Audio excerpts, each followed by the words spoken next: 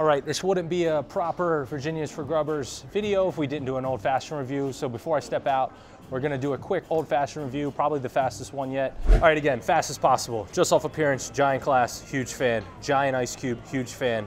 Stamp on the ice cube, like way above beyond what anybody's does. Ross just told me the ice cubes themselves, they actually purchase.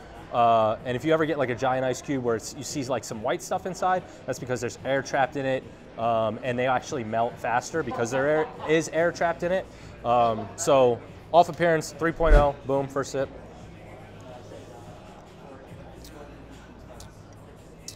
God, man, it's just so smooth. Like, my opinion is super biased with Senza Thai, and because I've done a lot of work there, I get it. But I guarantee you come here, you go to Senza Thai, the rating I give is gonna be, I mean, this is a 3.0. Like, this is it. This is a 3.0. Got the orange, got everything. First sip, I'm gonna go 2.9.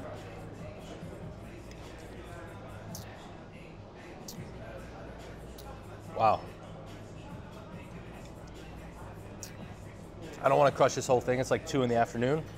But consistency is pure, everything's great.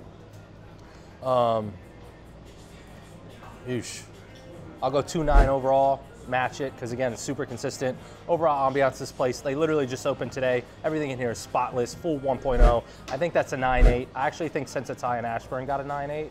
So I think they're tying for the top as of right now. Tiki Thai, Old Fashioned Friday, Virginia's for Grubbers. Cheers, guys. Boop.